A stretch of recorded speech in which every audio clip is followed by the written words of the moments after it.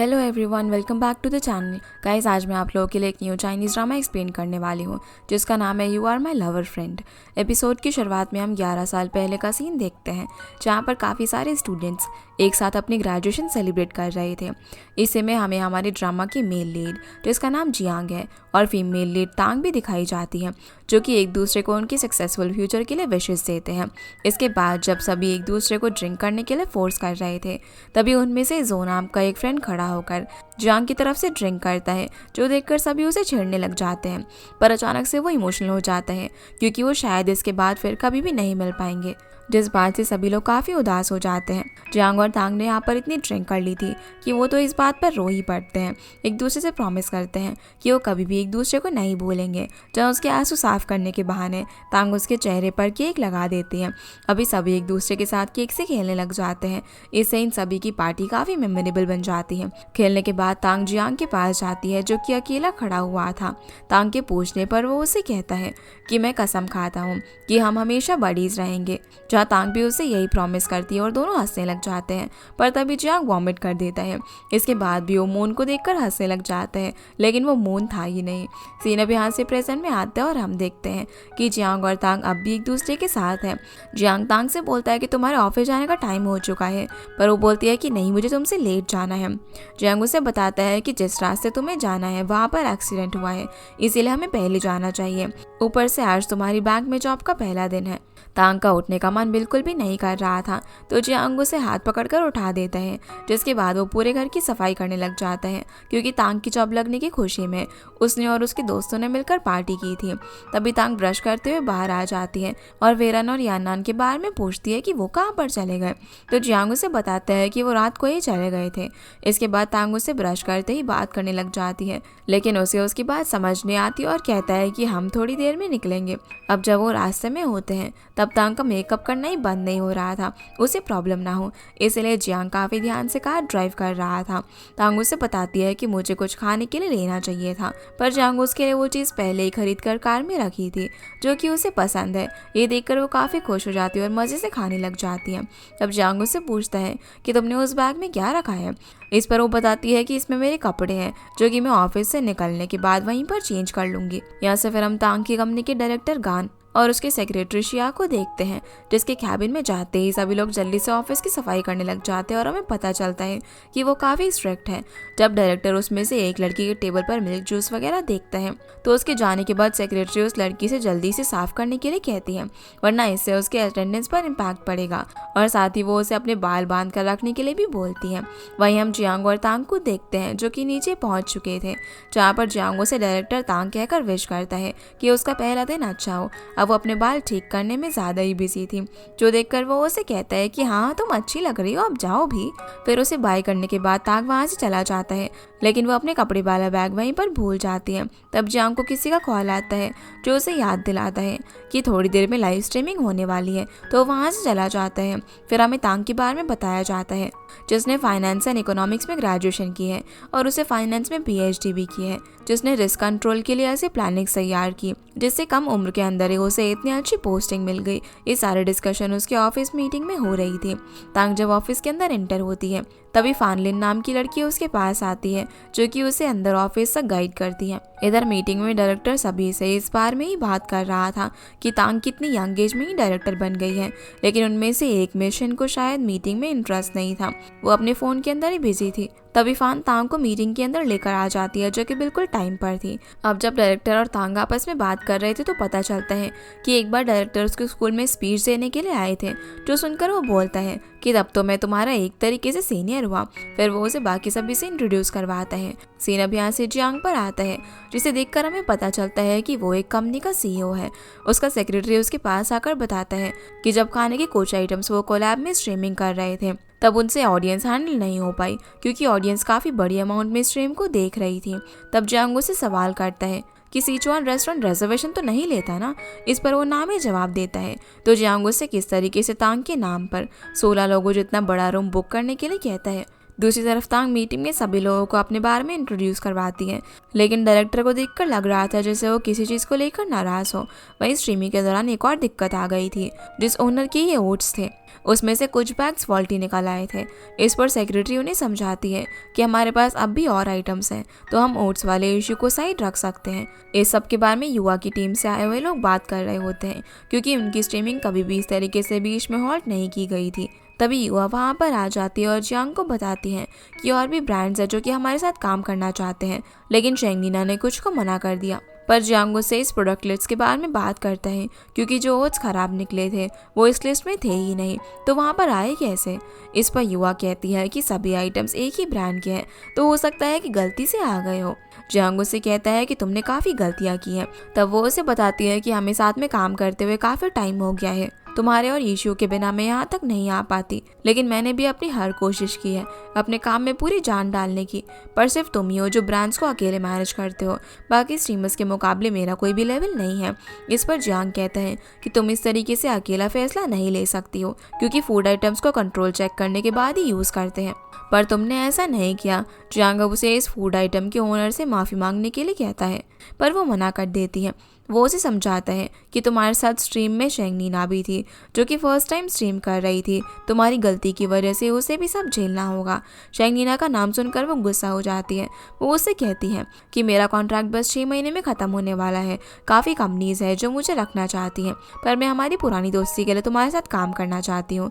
तो जियांग भी यहाँ पर ज़्यादा बिना सोचे हुए कॉन्ट्रैक्ट ख़त्म करने की बात कह देता है। ये सुनकर वो हैरान हो जाती है और जाते जाते उसे कहती है कि तुम पछताओगे। सीन अब तांग पर वापस आता है, जहाँ मीटिंग के बाद जब वो अपने कैबिन में जाने लगती है तो वहाँ पर उसके कैबिन को स्टोर रूम की तरह यूज़ किया जा रहा था, और हम देख पाते हैं कि ये सब डायरेक्टर ने किया था, जो कि अपने कैबिन से उसे देख रहा था। वो चाहता था कि उसके पहले दिन का जॉब एक्सपीरियंस ख़राब हो जाए। इसके बाद वो बाहर आकर जानबूझकर शिया को सुनाने लगता है कि तुम्हें पहले से कैबिन तैयार रखना चाहिए था, इसीलिए अब जब तक कैबिन साफ़ नहीं हो जाता तब तक तांग को सभी के साथ वहाँ पर काम करना था, जिससे उसे कोई भी प्रॉब्लम नहीं थी। फिर शिया उसे काम के लिए फाइल्स दे देता है। यहाँ से अब हम जियांग को देखते हैं, जो कि फूड ओनर शेंग से माफ़ी मांगता है। शेंग उसे बोलती है कि हमने ये शो के साथ कोलैब करने के बारे में इसीलिए सोचा क्योंकि तुम एक टाइम पर पॉपुलर फूड ब्लॉगर रह चुके हो।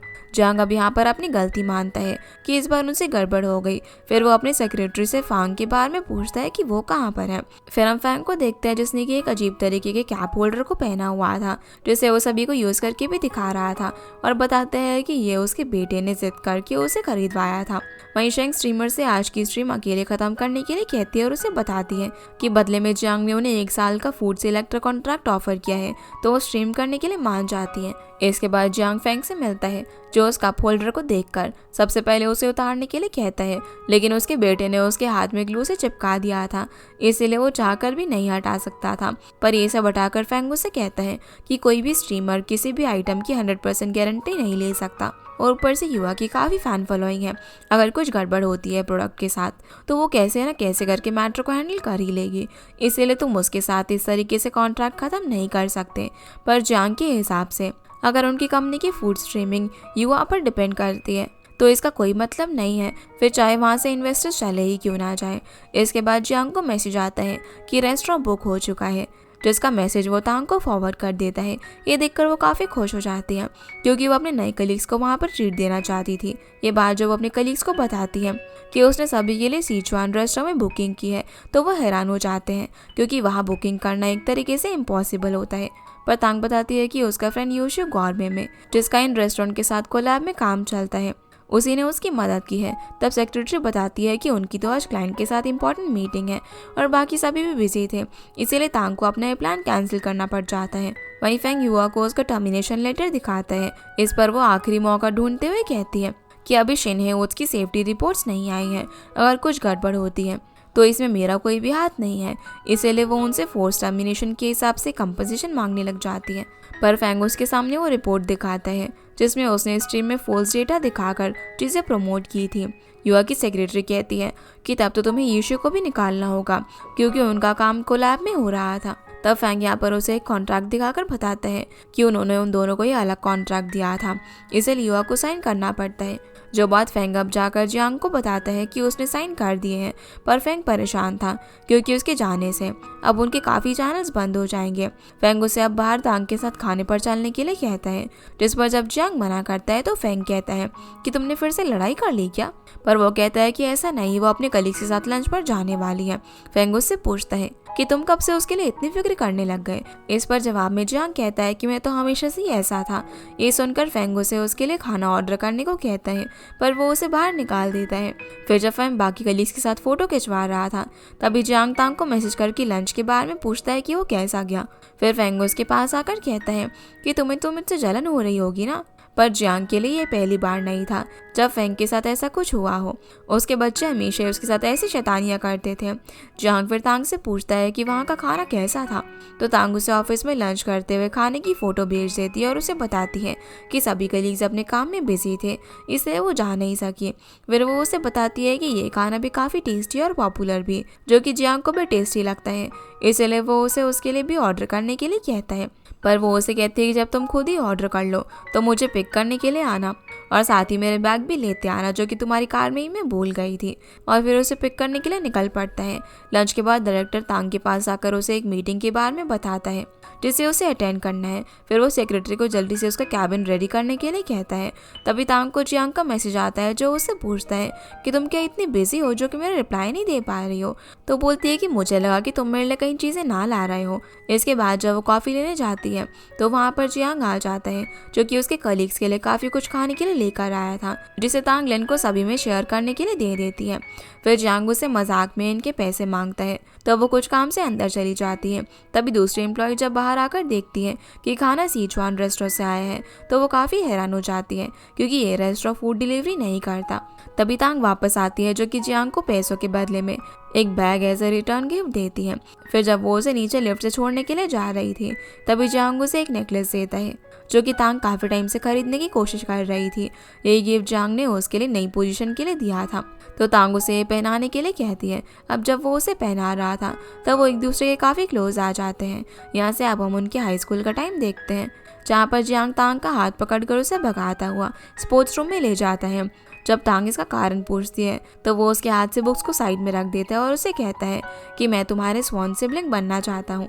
ये एक ऐसा रिलेशनशिप होता है जिसमें दो लोगों का जब एक ही चीज़ को लेकर सेम इंटरेस्ट हो और सेम आइडियोलॉजी हो, तो वो अपनी फ्रेंडशिप को नेक्स्ट लेवल ले जाने के लिए स्वॉन सिबलिंग्स बन जाते हैं। ये दोनों अभी बात ही कर रहे थे कि फांग वहाँ पर आ जाता है और उसे भी उनके साथ शामिल करने के लिए कहता है। जियांग इसके लिए मना कर देता है, पर वो मान ही नहीं रहे थे, तो तांग वहाँ से खुद ही चली जाती है। अब हम देखते हैं कि जैसे नेकलेस पहनने के बाद तांग मिरर में देखती है तो वो उसे काफ़ी पसंद आता है। फिर जियांग उसे बोलता है कि आज जो डिलीवरी बॉय तुम्हारे ऑफिस में सामान देने के लिए आया था वो कितना हैंडसम था, वो तो तुम्हारे ऑफिस का स्टार ही बन गया होगा ना। और यहाँ पर वो अपनी बात कर रहा था। इस पर तांग अपना चेहरा छुपाते हुए कहती है कि हाँ, ये स्टार तो काफ़ी ब्राइट है। अब जब जियांग बाहर जा रहा था तो तांग मीटिंग के लिए जा रही थी। वो उससे कहता है कि तुम्हारे ऑफ के बाद क्या हम साथ में खाना खाने के लिए चले, पर वो बताती है कि आज उसे ओवर टाइम काम करना है, तो वो उसके लिए वेट ना करें। तो वो बोलता है कि मेरे पास भी काफ़ी काम है, मैं कि तुम्हारा वेट करूं। तांग अब जब मीटिंग के लिए जाती है तो वो उसे कुछ इंटर्न्स मिलती है जो उसे भी उसका पहला दिन होने की वजह से इंटर्न ही समझ लेते हैं। वहीं जियांग अपने ऑफिस पहुंचने के बाद तांग का दिया हुआ खाना सभी में शेयर कर देता है। तब उसका सेक्रेटरी उसे बताता है कि फैंग अपने ग्लव निकलवाने हॉस्पिटल गया है। जियांग अब यहाँ पर उसे उन स्टाफ की लिस्ट मांगता है जिसे उसने युवा के जाने के बाद प्रिपेयर करवाया था। वो सेक्रेटरी को बताता है कि इन्हें बुलाने के लिए वो लोग इन्हें क्या ऑफर करेंगे। तभी चैंग वहाँ पर आता है, जिसे देखकर जियांग कहता है कि मुझे लगा तुम उठोगे ही नहीं, इसलिए मैं तुम्हें लेने के लिए आने वाला था, पर वो तो किसी से कुछ बोलता ही नहीं है। दूसरी तरफ मीटिंग खत्म हो चुकी थी, जहाँ पर हेड उन्हें बताते हैं कि 4 डिविजन्स में से 5 लीडर जज की तरह एक्ट करेंगे, जो बैंक की ब्रांचेस और आउटलेट्स पर जाकर स्कोर्स को चेक करेंगे। लेकिन कोई भी आगे नहीं आ रहा था इस काम के लिए, इसलिए सभी के जाने के बाद तांग अपना नाम लिख देती है। वहाँ से जाते जाते उसे मिस शेन मिलती है, जो कि उसे एक फाइल में एंट्री करने के लिए 2 दिन का टाइम देती है। तभी तांग युवा के जियांग की कंपनी से जाने की न्यूज़ देखती है, इसलिए वो इस बारे में पता करने के लिए फांग को कॉल करती है। फांग उसे डिटेल में अब सब कुछ बताते हैं कि कैसे फॉल्टी प्रोडक्ट को लेकर इशू हो गया था। इसलिए जियांग ने मुझे उसे टर्मिनेशन लेटर साइन करवाने के लिए कहा, क्योंकि जियांग के हिसाब से अगर कंपनी सिर्फ उसकी लाइव स्ट्रीमिंग के भरोसे ही है तो ये गलत है। तांग जानती थी कि इससे उनकी कंपनी को फाइनेंसिंग में दिक्कत आने वाली है, इसलिए फैंग से बात करने के बाद वो जियांग को कॉल करके डिनर के लिए बुलाती है। फिर हम डायरेक्टर को देखते हैं जो कि अपने सेक्रेटरी से कहता है कि जो इंस्पेक्शन होने वाली है वो मोस्टली आउटलेट्स या फिर ब्रांचेस की होंगी। इसके चांसेस काफ़ी कम है कि हमारी इंस्पेक्शन हो। इस पर वो फिर उन्हें बताता है कि इंस्पेक्शन कल शुरू होगी और इस बार जज प्रेसिडेंट जू होंगी, जिसके बाद डायरेक्टर बाहर आकर सभी को ओवरटाइम काम करके तांग का कैबिन साफ करने के लिए कहता है। सीना वापस से तांग पर आता है जो कि जियांग के साथ खाने के लिए एक रेस्टोरेंट में जाती है। जियांग उसे बताता है कि वो एक प्रॉब्लम में फंसा हुआ है। तांग को लगता है कि उसे शुआ को निकालने वाली प्रॉब्लम डिस्कस करेगा, पर वो उसे बताता है कि मुझे समझ नहीं आ रहा कि मैं यहाँ पर क्या खाऊं। तो तांग उसकी मदद करती है डिश सिलेक्ट करने में। फिर वो उसे युवा की बात करती है और पूछती है कि ऐसा करने से तुम्हें कोई प्रॉब्लम तो फेस नहीं करनी पड़ रही ना। वो कहता है कि हाँ, पर वो इतनी बड़ी भी बात नहीं है। जो इसके बाद वो उसे उसके ऑफिस के बारे में पूछता है तो बताती है कि डायरेक्टर मुझे वहाँ पर ये सिखाने की कोशिश कर रहा है कि वहाँ पर किसके रूल्स चलेंगे और वो उसे किस तरीके से दबाने की कोशिश कर रहा है। हो सकता है कि आज वो मेरा ऑफिस साफ कर देंगे। इस पर जियांग बोलता है कि अगर तुम्हें मेरी ज़रूरत पड़े तो बताना, इसके बदले वो पैसे भी लेगा। अब खाने के बाद वो जैसे ही बाहर निकलते हैं तो बारिश होने लग जाती है। जियांग उसे बोलता है कि मैं तुम्हें तुम्हारी कम्युनिटी तक छोड़ देता हूँ, उसके बाद फांग मुझे पिक कर लेगा। जो देखकर तांग कहती है कि दिन में फांग तुम्हारा पार्टनर होता है और रात को लेजर हाउस का ओनर बन जाता है। तो जियांग उसे एग्जीक्यूटिव प्रेसिडेंट की हरकतें बताने लग जाता है, जैसे आज वो ग्लव्स डालकर ऑफिस में आया था और सभी फीमेल स्टाफ उसके साथ फोटो ले रही थी।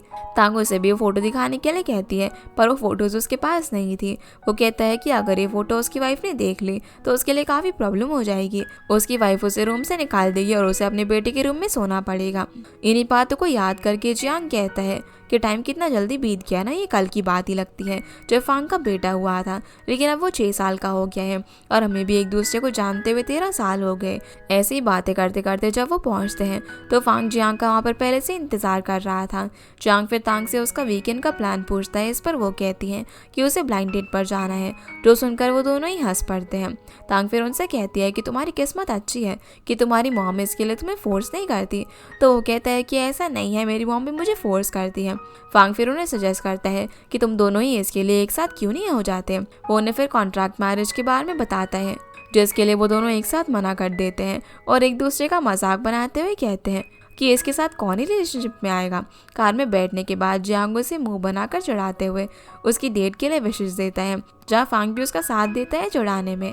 वहाँ से जाने के बाद फांग उसे एक बार फिर तांग को डेट करने के लिए कहता है, पर वो मना करते हुए कहता है कि हम एक दूसरे को काफ़ी टाइम से जानते हैं। इस पर फांग कहता है कि तांग का पहला लव तो उसका दोस्त ही था, पर जियांग बोलता है कि हम दोनों की दोस्ती में काफ़ी फ़र्क है। अगर मेरे मन में उसके लिए ज़रा भी फीलिंग्स हैं तो अभी हमारा एक्सीडेंट हो जाए। फिर जैसे ही वो सिग्नल ग्रीन होने पर आगे बढ़ता है तभी एक स्कूटर वाला अचानक से उनके सामने आ जाता है, जो सब देखकर जियांग सोचने लग जाता है कि ये कोई कर्ज तो नहीं है ना। फिर जब वो अपने घर पहुंचता है तो उसे वहाँ पर एक डस्टबिन में फ्लावर पॉट मिलता है, जिसे वो अपने घर पर लेकर जाता है और उसकी केयर करने लग जाता है। तभी मॉम वहाँ पर आती है और उनकी बातों से पता चलता है कि उन्हें भी प्लांट से काफ़ी प्यार है। फिर मॉम उसे बोलती है कि तुम्हें तांग के साथ बाहर जाकर खाने की क्या ज़रूरत थी, तुम दोनों घर पर आकर भी तो खा सकते थे ना। जियांग उनसे पूछता है कि आपको कैसे पता मैं तांग के साथ गया था। तो मॉम कहती है कि पहले तुम फांग के साथ ही घूमते रहते थे, पर अब तांग वापस आ गई है तो तुम उसी के साथ ज़्यादा रहोगे। अगले दिन हम ब्रांच प्रेसिडेंट को देखते हैं जो कि डायरेक्टर के साथ थे, जो बैंक के कुछ प्लान्स को डिस्कस कर रहे थे। फिर वो तांग से मिलते हैं और उससे कहते हैं कि बैंक एजुकेटेड मैनेजमेंट ट्रेनीज़ को काफ़ी प्रेफर करता है, तो अगर तुम्हारे पास उससे रिलेटेड कोई आइडिया हो तो तुम डायरेक्टर गान से शेयर कर सकती हो। फिर वो डायरेक्टर से कहते हैं कि वो तांग का अच्छे से ख्याल रखे क्योंकि वो इस काम में नहीं है। जिसके बाद वो सभी के साथ एक फ़ोटो क्लिक करवाते हैं। सीन अब शिफ्ट होता है और हम जियांग को यीशु गवर्नमेंट की इंडोर्समेंट के साइन करने की सेरेमनी में देखते हैं, जहां वो लोग पब्लिकली अपने पार्टनर प्रोडक्ट के साथ कॉन्ट्रैक्ट को अनाउंस करेंगे। बैक स्टेज पर जब सभी तैयारियां हो रही थी तभी जियांग देखता है कि उसका शर्ट का कफलिंग गायब है, जिसे जब वो ढूंढने लगता है तब शेंग उसे अपना ईयरिंग ट्राई करने के लिए देती है, जिससे जियांग की प्रॉब्लम सॉल्व हो जाती है। फिर जियांग और शेंग स्टेज पर आकर सभी रिपोर्टर्स को उनके साइन किए हुए डॉक्यूमेंट्स दिखाते हैं कि अब से वो लोग काम करेंगे। वहाँ से जाते वक्त शेंग जब गिरने वाली थी तभी जियांग उसे बचा लेता है और दोनों वहाँ से चले जाते हैं। लेकिन फिर रिपोर्टर्स बातें करने लग जाते हैं कि जियांग का कफलिंग शेंग के नेकलेस से काफ़ी मिलता है, जिनकी ये बातें फांग वहाँ पर बैठकर सुन लेता है। रात तक ये हेडलाइंस हर तरफ फैल चुकी थी। इसे पढ़ते हुए तांग जियांग को सुनाती है कि एक CEO एक स्टार के साथ कितना अच्छा लग रहा है।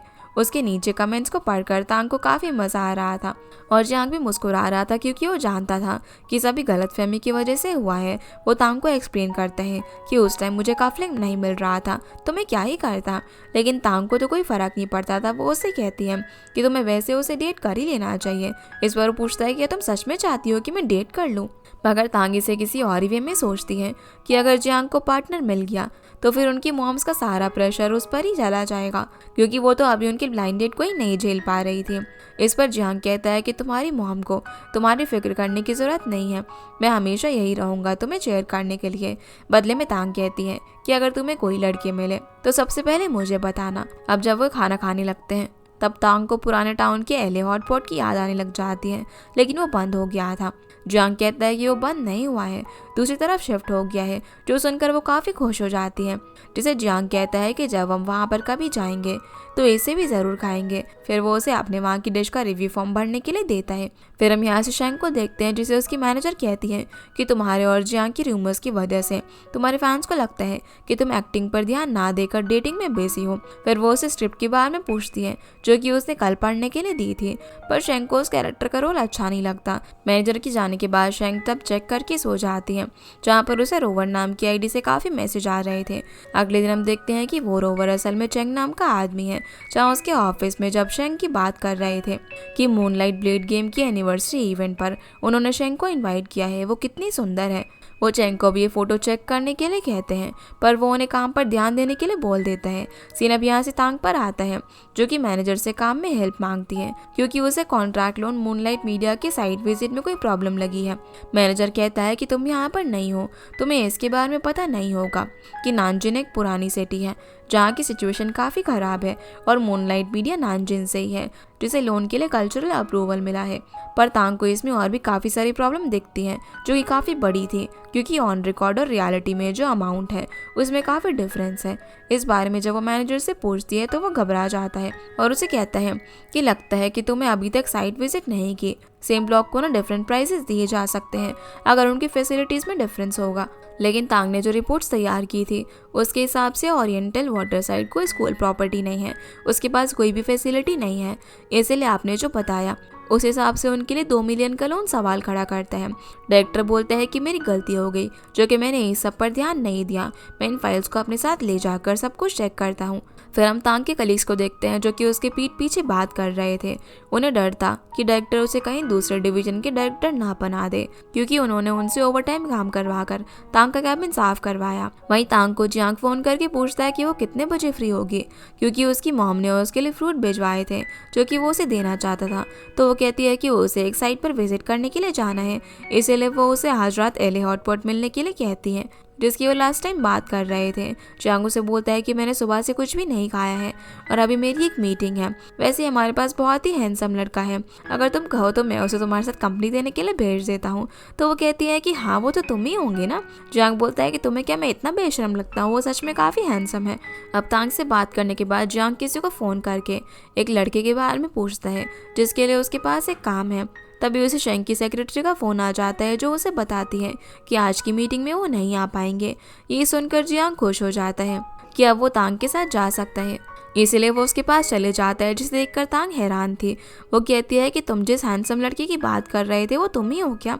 तो वो कहता है कि ये तो बस एक कोइंसिडेंस है, पर वो तो उसका मजाक बनाई जा रही थी। फिर जियांग उसे बोलता है कि मुझे पता नहीं कि तुम्हारे बॉस का नाम सुना सुना लगता है, कहीं उसकी वाइफ जू जियांग प्रॉपर्टी के चेयरमैन तो नहीं है? इस पर वो हाँ करती है। जियांग फिर उससे उसके कलीग के बारे में पूछता है कि वो कैसे हैं, तो बताती है कि सब अच्छे हैं, पर बस डायरेक्टर सबसे काफ़ी अजीब तरीके से हाथ मिलाता है। जो सुनकर जियांग उसे ध्यान से काम करने के लिए कहता है।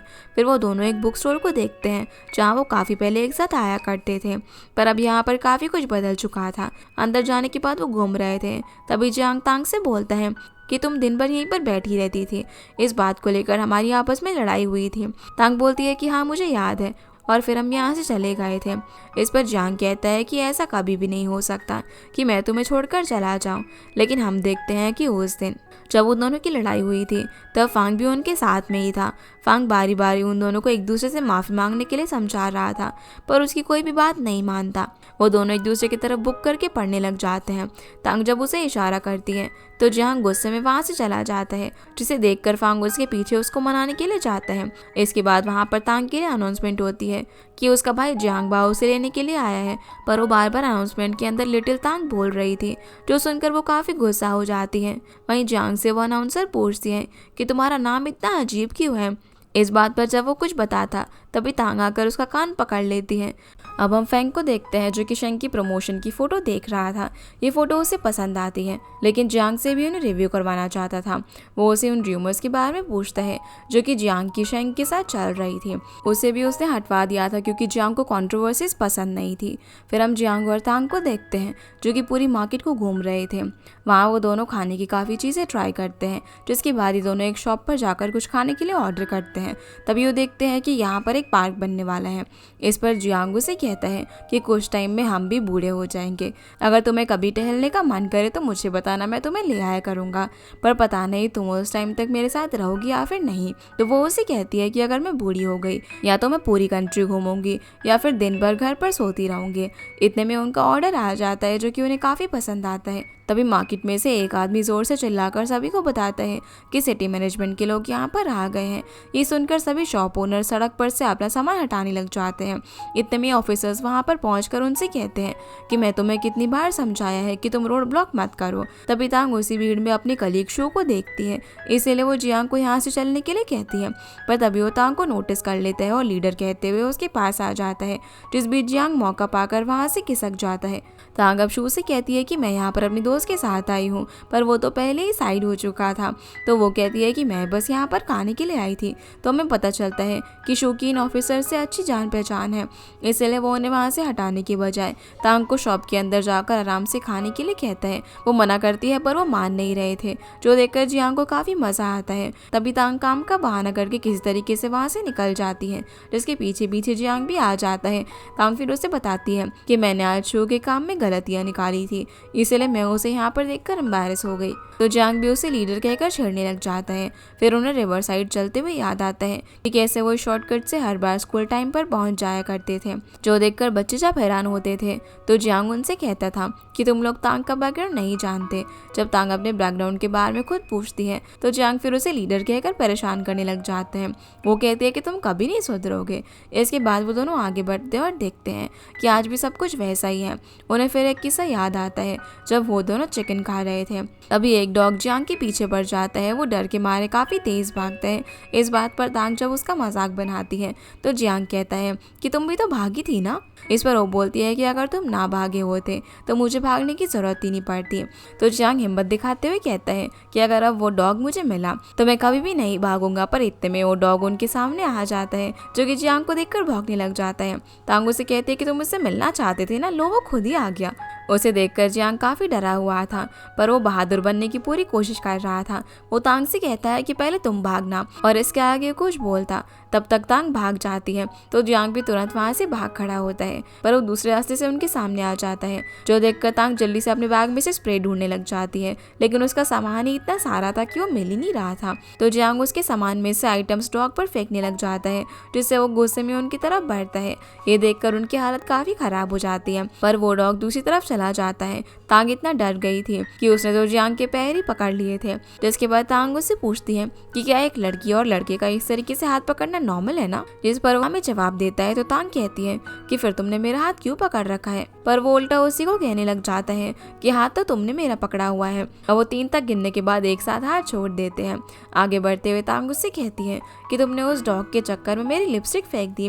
पर जियांग तो उसे ही देखे जा रहा था। वो घबराते हुए पूछती है कि तुम मुझे देख क्यों रहे हो। तो वो कहता है कि तुम मेरे पैर पर चढ़ गई हो, जिसके वो उससे 5000 युआन मांगता है। तो वो दूसरे पैर पर भी पैर रखकर बात बराबर कर देती है। अब बातें करते करते वो चल ही रहे थे कि तांग के पैर में मोच आ जाती है, जो जियांग से मदद के लिए हाथ मांगती है। पर वो इस टाइम भी मजाक करते हुए उसे कहता है कि हम तो बड़ी, इसके लिए इस तरीके से हाथ पकड़ना अजीब नहीं होगा। वो अब बिना उसकी मदद किए आगे बढ़ जाता है और उसके लिए एक डंडा लेकर आता है, जिसकी मदद से वो आराम से चल सके। कार तक पहुंचने के बाद जियांग उसके पैरों पर पेन रिलीफ स्प्रे लगाता है और उसे कहता है कि इतनी बड़ी होने के बाद भी तुम इतनी केयरलेस हो। वो बोलती है कि तुम भी तो बड़े हो, फिर भी डॉग से डरते हो। जियांग पूछता है कि आज हम एले हॉटपॉट चल रहे हैं या फिर नहीं। तो वो कहती है कि मुझे कोई प्रॉब्लम नहीं है, तुम देख लो। तभी तांग को डायरेक्टर का कॉल आ जाता है और उसे एक मीटिंग के लिए बाहर जाना था, जिससे कि जियांग के एले हॉटपॉट जाने का प्लान कैंसिल हो जाता है। वो उसे बोलता है कि ध्यान रखना कहीं तुम्हारा डायरेक्टर तुम्हें ज्यादा ड्रंक ना करवा दे। इसीलिए तांग लेजर हाउस पर रिजर्वेशन करती है, क्योंकि ये जगह जियांग के बिजनेस पार्टनर की थी। तब जियांग वहाँ की लोकेशन डालकर तांग से कहता है कि तुम्हारा लग्जरी कार ड्राइवर तैयार है, तो आराम से बैठना। वो उससे कहती है कि क्यूटी तुम कितने हैंडसम हो, मुझे वीचैट पर ऐड करना चाहोगे। जब वो मना करता है तो तांग उसे बैड रिव्यू देने लग जाती है। अब जब वो लेजर हाउस पहुँचती है तब तक सभी लोग आ चुके थे। वो देखती है कि सिर्फ डायरेक्टर के साथ वाली चेयर खाली है, तो वो किसी और को वहाँ पर बैठाकर खुद लेन के साथ बैठ जाती है। डायरेक्टर उसे कहता है कि लगता है कि तुम्हें मैं पसंद नहीं हूँ, पर तांग बोलती है कि ऐसा नहीं है, मुझे बस कोल्ड है और मैं नहीं चाहती कि मेरी वजह से आप बीमार हो जाओ। पर डायरेक्टर खुद ही उसके पास आकर बैठ जाता है। तांग अपने बॉक्स से एक टैबलेट लेकर खाती है। डायरेक्टर सभी को अब तांग को कांग्रेचुलेट करने के लिए कहता है, क्योंकि उसने उसकी क्रेडिट ऑडिट फैमिली ज्वाइन कर ली थी। जब सभी वाइन के ग्लास उठाते हैं तो तांग चाय का ग्लास उठाती है और कहती है कि कोल्ड की वजह से वो वाइन नहीं ले सकती। वहीं जियांग जो कि वापस जा रहा था, उसे तांग की बात उसे डायरेक्टर का कैरेक्टर ठीक नहीं लग रहा था, इसीलिए वो वापस जाकर वेटर बनकर उन्हें सर्व करता है। मास्क में भी वो वेटर सभी लड़कियों को काफी हैंडसम लग रहा था। तभी डिप्टी डायरेक्टर वेटर की घड़ी नोटिस करती है और उन्हें कुछ अजीब लगता है। वो बारबेक्यू तैयार करते वक्त भी तांग और डायरेक्टर की ही बातें सुन रहा था, जहाँ पर उसकी तारीफ करते करते डायरेक्टर जब उसके क्लोज आ रहा था तो जियांग किसी बहाने उनके बीच में आ जाता है। पर थोड़ी देर बाद पीछे हटने के बाद जियांग गुस्से में सीजर चलाने लग जाता है, जैसे उसका मन डायरेक्टर को काटने का कर रहा हो। डायरेक्टर फिर अपनी प्लेट से तांग की प्लेट में खाना रखता है, जो देखकर जियांग तांग की प्लेट को डस्टबिन में डाल देता है। जब डायरेक्टर उसे इस चीज़ के लिए टोकता है तो बोलता है कि मुझे लगा कि मिस खा चुकी है और ये एक्स्ट्रा है। इसके बाद डायरेक्टर तांग को ड्रिंक करने के लिए काफ़ी फोर्स करने लग जाता है, जबकि वो मना कर रही थी कि उसकी तबीयत ठीक नहीं है, इसीलिए अगली बार ड्रिंक करने का वादा करती है। लेकिन वो मान ही नहीं रहा था, जबकि डिप्टी डायरेक्टर भी उसे मना करती है। ये सब देखकर जियांग सूप सर्व करने के बहाने उसे डायरेक्टर पर गिरा देता है, जिससे वो काफी गुस्सा हो जाता है और वेटर को अपने मैनेजर को बुलाने के लिए कहता है। फिर हम देखते हैं कि जो मैनेजर है वो कोई और नहीं बल्कि फांग है। उसे तो जियांग को देखकर ही हंसी आ जा रही थी, लेकिन वो किस तरीके से खुद को कंट्रोल करके उसे डांटता है। अब तक तांग भी सब कुछ समझ चुकी थी, वो भी अपने हंसी रोकने की कोशिश कर रही थी। फांग जब भी उसे डांट रहा था तो जियांग भी अपने मास्क में ही हंस रहा था। फांग फिर उसे अपने यहाँ पर काम से निकाल देता है, पर जियांग कहता है कि क्या आप मेरी आज की सैलरी देंगे, तो मना कर देता है। उनका ही नाटक देखकर तांग काफी मुश्किल से खुद को हंसने से रोक रही थी। फिर फांग डायरेक्टर से माफी मांगते हैं और कहता है कि आपका आज का खाना हमारी तरफ से है और माफी के तौर पर हम आपके लिए कपड़े भी लाए हैं। वो कपड़े यहाँ के वेटर की आउटफिट थी, जो देखकर डायरेक्टर कहता है कि इसे मैं पहनूं।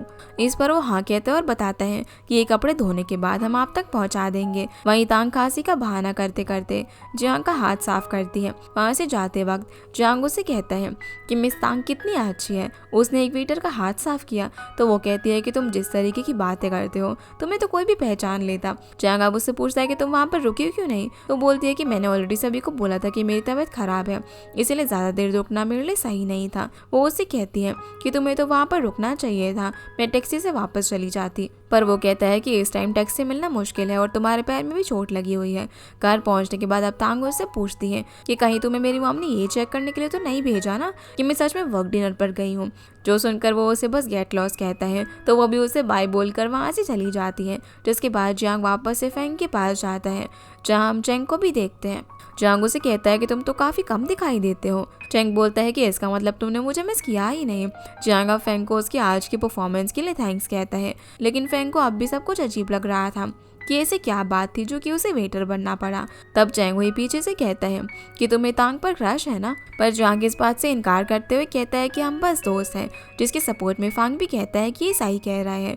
इसके और तांग के साथ होने का चांस 0 है। चैंग अब जियांग को वो सब बताने लग जाता है जो भी उसने उसके लिए किया। जियांग बोलता है कि मैं तांग को लगभग 13 सालों से जानता हूँ, अगर वो ना होती तो आज जो कुछ भी मैं हूँ वो कभी नहीं हो पाता। उसके मेरे पास काफ़ी एहसान है। इस तरीके की बातें करते हुए वो साबित करने लग जाता है कि उसके लिए जो उसकी फिक्र है वो नॉर्मल है। अगले दिन अब हम जियांग की मॉम को देखते हैं जो कि फेंग के घर उसकी वाइफ को कुछ वेजिटेबल्स देने के लिए आई हुई थी। इतने में फेंग भी वहाँ पर आ जाता है। वो उन दोनों की कल रात की सारी गॉसिप बताता है। मॉम तो सुनकर काफ़ी खुश हो रही थी कि जियांग को तांग पसंद है, पर फेंग बोलता है कि जियांग से ज़्यादा उम्मीदें नहीं लगा सकते। यहाँ से फिर हम लोटस डांस क्लास को देखते हैं जहाँ पर जियांग की मॉम तांग की मॉम को बताती है कि मुझे पता चला कि हमारे बच्चों के बीच में कुछ चल रहा है, लेकिन वो इस बात को काफ़ी कैजुअली लेते हैं और कहते हैं कि अगर इतने टाइम से उनके बीच ऐसा कुछ नहीं हुआ तो आगे भी नहीं होने के चांसेस काफ़ी हाई हैं।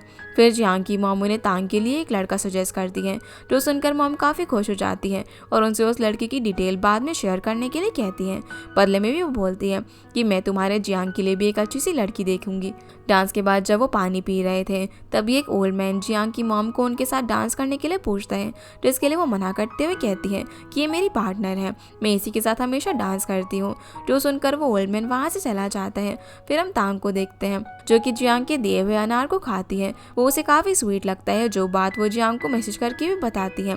जियांग जब उसे बिजनेस ट्रिप के बारे में बताने वाला था तभी उसे चेंग वेई की बात याद आती है कि उसे तांग पर क्रश है। इस पर वो खुद से कहता है कि ये इम्पॉसिबल है और उस मैसेज को सेंड नहीं करता। यहाँ से अब हम एक पास का सीन देखते हैं जब ये दोनों खाते हुए उन्हीं गलियों से निकल रहे थे।